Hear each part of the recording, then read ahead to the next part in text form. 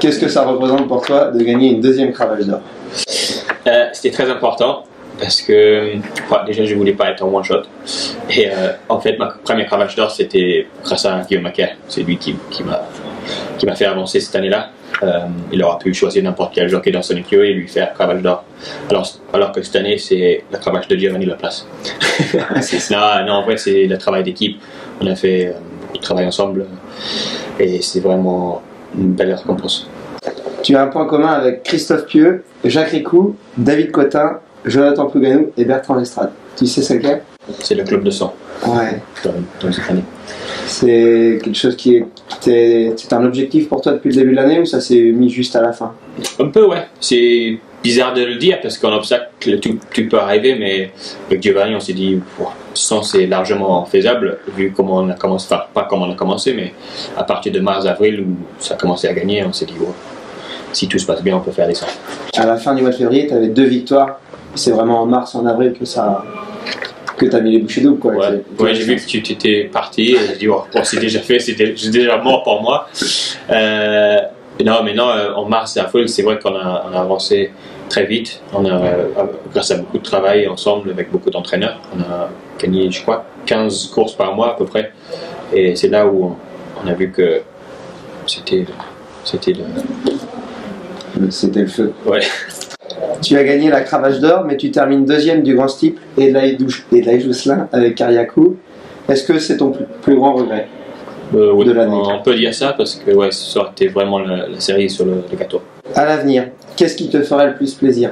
Gagner une autre cravache d'or ou remporter un 4e grand steeple de Chase de Paris? Une autre cravache d'or, je pense. Tout le monde dit un grand steeple, c'est la plus belle course de l'année, mais pour moi, une cravache d'or, c'est plus important parce que c'est grâce à un travail tout au long de l'année. On a le support de tous les entraîneurs et forcément, quand on monte beaucoup de courses, beaucoup de chevaux, on monte des bons chevaux. Donc, un grand steeple, c'est un coup de chance de tomber sur le bon cheval. C'est un coup de chance et un coup de travail, mais c'est plus de travail de gagner une cravache d'or que de gagner un grand steeple. Et la cravache d'or, ça montre aussi la régularité d'une année sur l'autre. Ouais, c'est ça. Exactement. Tu as disputé à 5 reprises le Grand National d'Entry. Est-ce que tu comptes le recourir un jour? Oui, j'aimerais bien. J'adore courir cette course. C'est la plus grande course du monde en obstacle et ce serait un rêve de le gagner, mais ça fait quelques années que je ne l'ai pas monté. Tu as monté pour près de 80 entraîneurs différents en 2021. Est-ce que tu montes toujours le matin chez l'équipe La Jeunesse Macaire? 80, c'est incroyable, j'aurais pas dit autant. Et oui, je continue à aller chez Guillaume et Hector. J'aimerais aller plus souvent que je fais en ce moment, donc l'année prochaine, c'est vraiment un objectif de continuer à travailler avec eux. Justement, tu vas organiser ton temps entre Royan et Chantilly où tu habites maintenant? Oui, j'habite à Chantilly, mais c'est vrai que ça fait loin de Royan. Mais Royan, c'est à côté de nulle part. C'est vraiment mal desservi pour les transports. C'était un point dans ma décision de partir. Je vais rien t'apprendre. L'obstacle, c'est un métier très difficile. Comment ta femme et tes proches ils vivent quand ils vivent tes courses? Ouais, ma femme, je crois qu'elle évite de regarder. Elle préfère juste regarder le résultat. Elle a trop peur. Puis, quand ils regardent avec mes enfants, eux, ils sont fous. Ils montent sur le canapé, ils tapent. Ils sont pas encore conscients du danger, alors ils sont contents. C'est ça. Tu es installé en France depuis 2015. Est-ce que tu te sens plus français qu'anglais? Non, je suis toujours un Yorkshireman. Tu es père de 2 enfants, George et Charles. Ça ne doit pas être simple de leur consacrer du temps.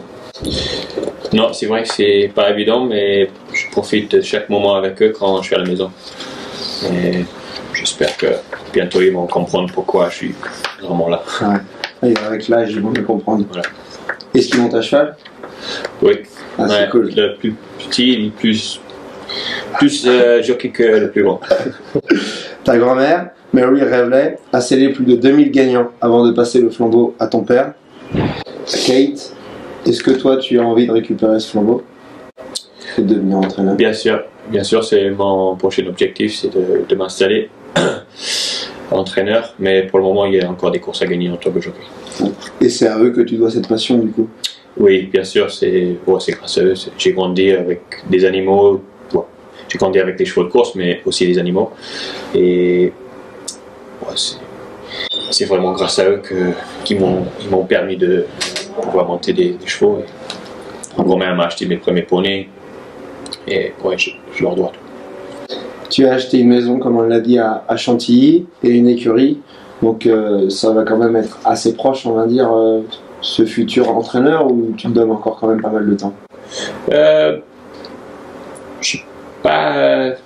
J'ai une date en tête, mais pour le moment, comme j'ai dit, je vais bien, je suis bien dans mon corps, je monte en confiance et tant que je suis bien comme ça, je vais rester jockey. Puis, mais c'était important de viser l'avenir parce qu'on ne sait jamais, une mauvaise chute, ça peut arriver. Puis, voilà. C'est ce que c'est. On ne souhaite pas.